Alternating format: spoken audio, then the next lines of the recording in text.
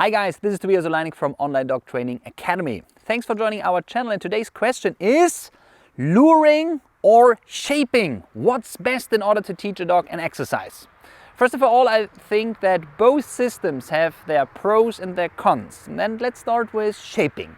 I think one of the biggest pros when it comes to shaping is that the dog has to be creative and innovative and proactive.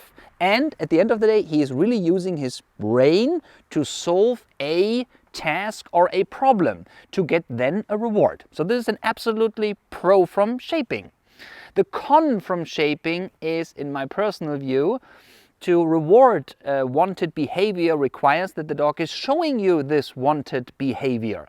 So first question is, what if the dog is simply not showing you the behavior you want to have? Second of all, you need patience in this training system. It is not a quick fix. It is not instant coffee. You need patience and you need to be very good in reading your dog. This is the thing with shaping. Luring, on the other hand, is most and for all an exercise or a system which creates quick results, right? I mean, you just put some kibbles of food in your hand, you show your dog that you have food, the second he's following your hand, you reward him a couple of times, and then you can use your hands similar like a magnet, right? Where you go and move with your hand, the dog will follow you, and then it's a little bit up to your skills to lure him in a sit, in a down, in a stand, or in a heeling position, whatever. So the pro from luring is actually that it goes quite quick, quicker than shaping. Not always, most of the times. And the downside from luring is that the dog is actually only following a hand and he does not understand the actually behavior. So this is a downside. So if you would ask me, is shaping or luring better? I actually cannot give you a clear answer what is best, this or that. What I do know for sure is that on the one hand you have shaping, on the other hand you have luring. Both is based on positive reinforcement. Means you always provide a very good consequence for doing.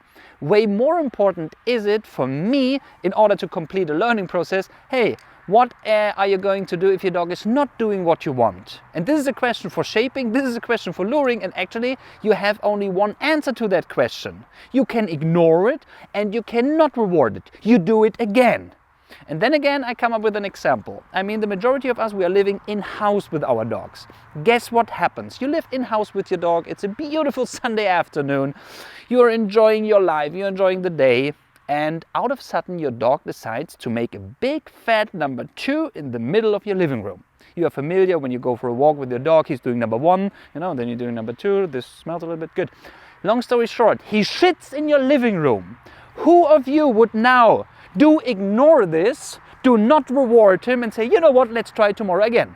I guess 9 out of 10 persons would say, are you kidding me? I definitely would tell him that this is not allowed. Means out of your gut feelings you would provide a consequence. You would tell him somehow, hey, this is not okay because I don't like it.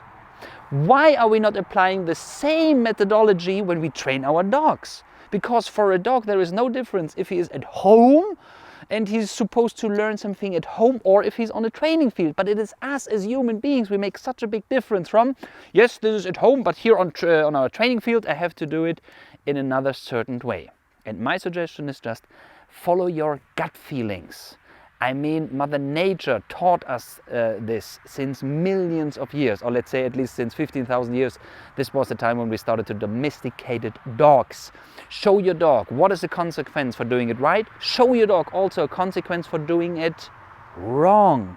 And luring and shaping, having both the same leg. They provide a consequence for doing it correct. They do not show a consequence for doing it incorrect. In my personal view, I think you cannot erase, delete, or change a certain behavior through or by ignoring and not rewarding it.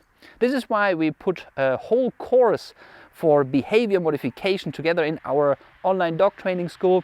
If this is interesting for you, check out our page. Other than that, thanks for watching and see you next time.